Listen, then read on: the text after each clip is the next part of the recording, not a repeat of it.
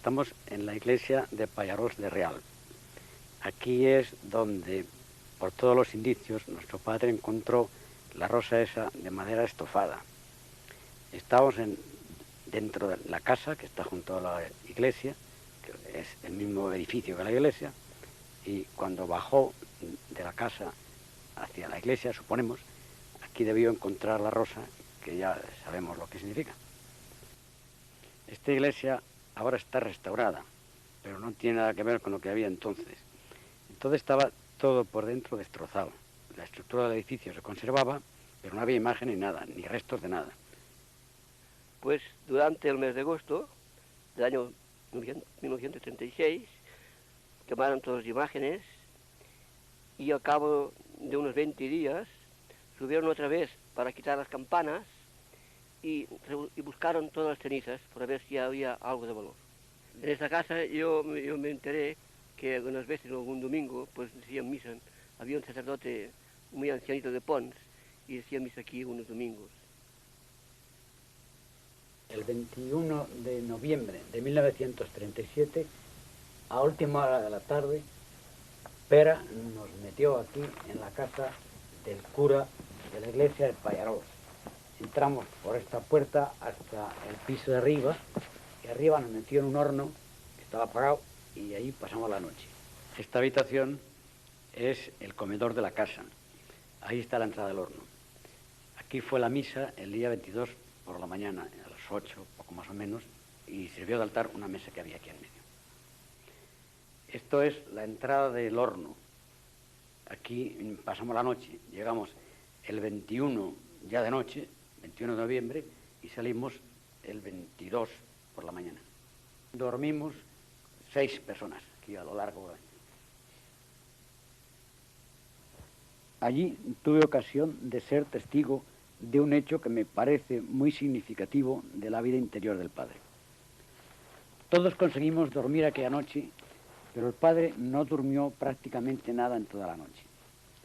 Por la mañana, 22 de noviembre, a la hora convenida, serían las 8, nos levantamos con la idea de terminar la misa antes de que llegara Pera, que nos tenía que acompañar al bosque. El padre estaba profundamente afectado, sin que ninguno de los que estábamos allí pudiera encontrar motivo para esta situación de aplanamiento. Estábamos José María Alvareda, Pedro Castiaro, Paco Botella, Miguel Fisac y yo. Nadie le dijo nada al padre. En medio del silencio y la preocupación general, salió del horno, seguramente para bajar la iglesia que estaba destrozada por dentro, para hacer la oración allí. Volvió al cabo de un rato, quizá una media hora, totalmente cambiado. Venía muy alegre y traía una rosa de madera en la mano. Celebró misa inmediatamente en la habitación contigua al horno, que parecía como el comedor de la casa, para terminar como estaba previsto. Aquella rosa comprendimos que tenía un valor sobrenatural, aunque me imagino que nadie le preguntó nada. La impresión que yo saqué, y supongo que los demás pensarían poco más o menos lo mismo, es que el padre se sintió como indigno de celebrar la Santa Misa. Y esa rosa fue algo relacionado con su oración de aquella mañana. Algo así como un documento sobrenatural que le permitía superar su preocupación. Yo le he visto otras veces reacciones de estas que no tienen otra explicación que su profunda humildad. La rosa era sin duda de una imagen de la Virgen que había antes en la iglesia. Esta imagen había sido destruida meses atrás. De esto nos hemos enterado hace muy pocos años. El 36 sacaron todas las imágenes de la iglesia al campo y las quemaron. Y seguramente esta rosa había quedado en la iglesia con algunos otros restos de maderas rotas. Parece que era del retablo. Se vio desde el primer momento el valor que tenía la rosa para el padre por el cariño con el que la conservaba. Ahí, en esos prados, paramos como 2 horas con mucho frío. Fue lo más molesto de todo y lo más peligroso por el frío. Luego bajamos muy cerca de una de estas casas, seguramente aquella, por un camino muy estrecho, y seguimos en aquella dirección ya para parar a la frontera que está en aquellos árboles del fondo. Estamos en Masdalins, que es el último pueblo de Andorra. Ahí abajo a la izquierda está Argolel, que es un pueblo que está de frontera. Seguimos haciendo panorámica a más altura a media altura de la zona por donde bajamos, desde el collado aquel que está a la izquierda, y seguimos hasta Ardús, que es el último pueblo español por el lado contrario. En toda esta zona es por donde pasaba quizá la mayor parte de las expediciones. Y ahí enfrente está el Col de Ardús, que era uno de los sitios también muy conocidos de paso de expediciones muy numerosas. Por esos árboles llegamos a esta altura. Y al llegar ahí, oímos unos disparos que se ve que se dieron cuenta de que habíamos pasado y tiraban a la expedición tratando de o cubrir el expediente o cazar a alguien. Seguimos por aquí y aquí los guías nos abandonaron. Nos dijeron por dónde se tenía que ir, por ahí que es donde está el camino, y ellos se marcharon y nos dejaron solos. Cuando nos dejaron los guías, faltaría como una hora para amanecer, y con la oscuridad no nos atrevimos a seguir andando porque podríamos despistarnos. Hay caminos por ahí que vuelven a parar a carreteras de zona española, y decidimos esperar a que se hiciese de día para seguir andando. Pero al poco rato vimos unas luces y eran los guías que se habían parado allí a tomarse un desayuno, y nos quedamos con ellos hasta que amaneció. Estamos en la bajada de Masdalins a Sant Julià, aproximadamente a mitad de camino. Ahí al fondo a la derecha se ve Sant Julià, y este camino que hay aquí era el camino que llevábamos entonces, camino estrecho de ganado, que ahora es distinto, ahora suben coches.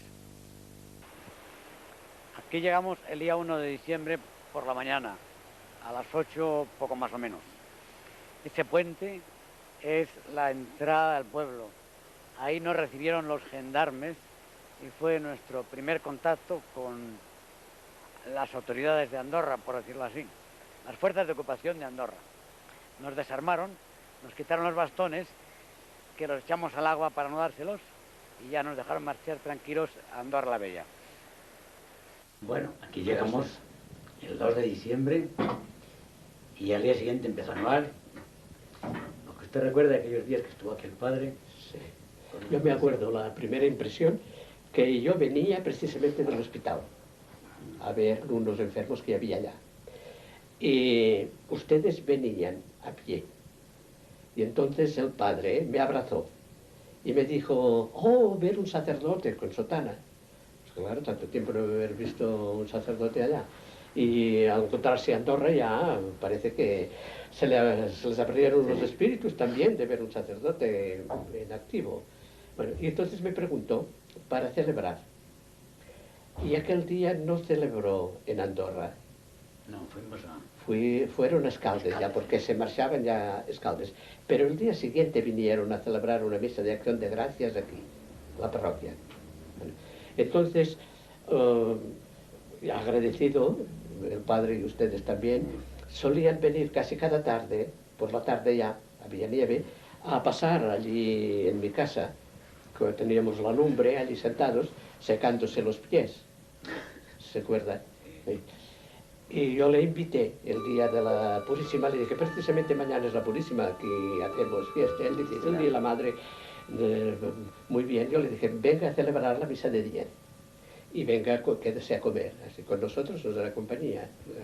Y muy bien, no predicó naturalmente, porque dijo, yo, castellano no, predicó usted en catalán, no prediqué de la Virgen.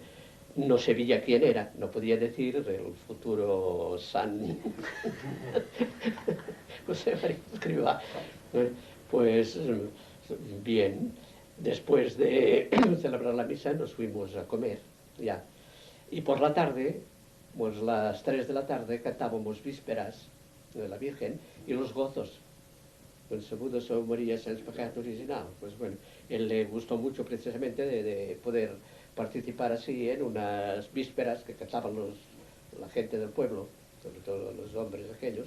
Bueno, y después fuimos a casa y ustedes vinieron aquí por la tarde. Y allí cerca de la lumbre, pues la sirvienta, que aún está aquí, compró coca catalana.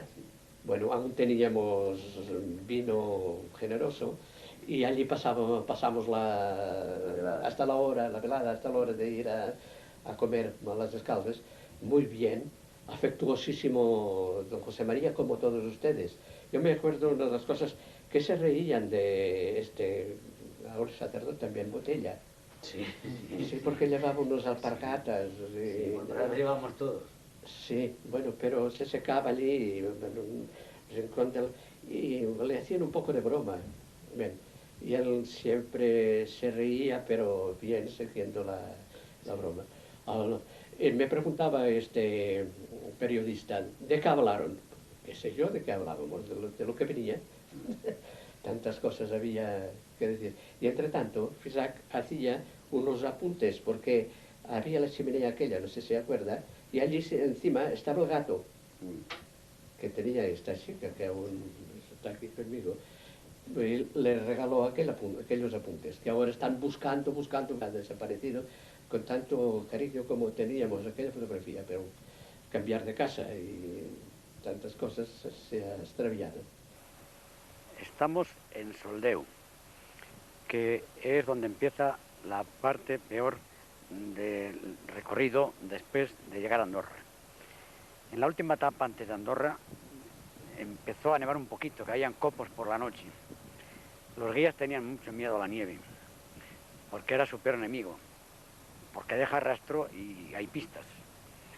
Nosotros teníamos miedo a la nieve por el frío, porque lo único que realmente nos preocupó todo el viaje fue el reumatismo de nuestro padre y las consecuencias que pudiera tener el frío.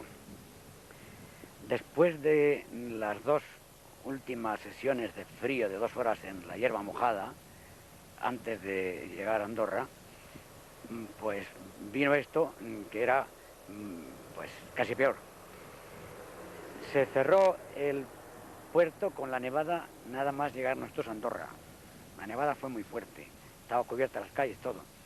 Y todo esto estaba nevado por completo. Los postes estos que hay para señalar la nieve en la carretera estaban desde aquí hacia el puerto ya hacia la mitad, poco más o menos, de nieve. Y desde aquí ya no podían pasar nada. Aquí llegamos con un camión con cadenas y desde aquí estaba cerrado el paso. Y empezamos a andar.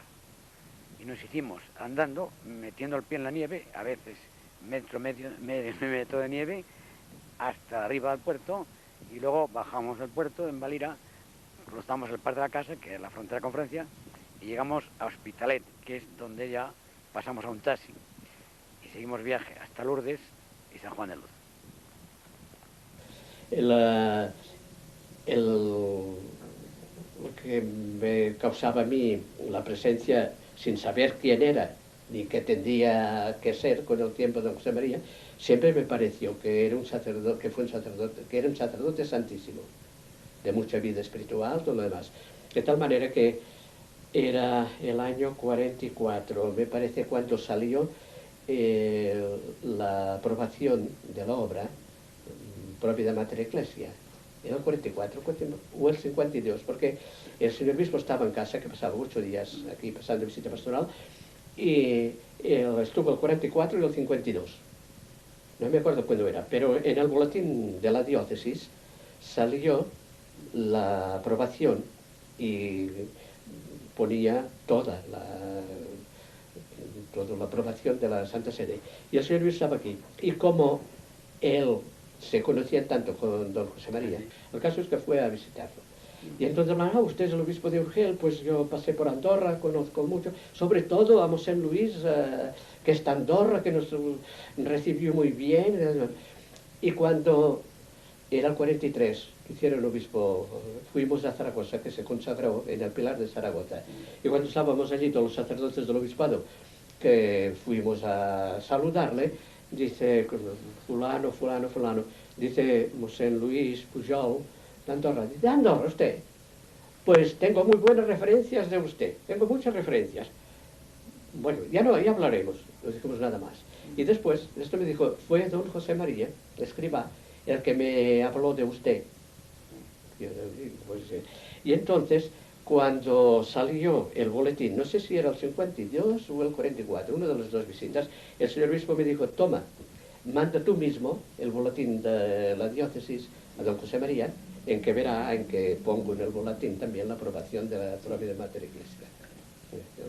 Y entonces vino aquí el señor obispo cuando puse la primera piedra de esta iglesia ahora, la restauración, pues dice, como esta mitra que llevo es la que me regaló don José María, que es la de la consagración, he querido venir también poniendo esta mitra, que es la de José María.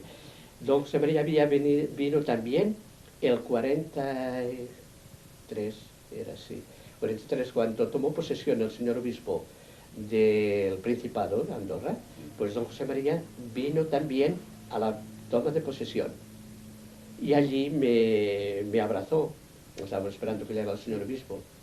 Bueno, y yo no daba mucha importancia con todo esto, porque digo, pero un sacerdote como tantos y como tantos. De manera que siempre me había tenido con mucha estima y mucha consideración, demasiada. Y entonces yo les felicitaba siempre por San José y por Navidad, y me contestaba siempre con aquella letra grande que hacía. He buscado también todo aquello, los crismas que me mandaba, todo.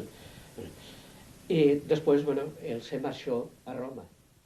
Fiore stellare, quando la notte abbatta l'alto muro,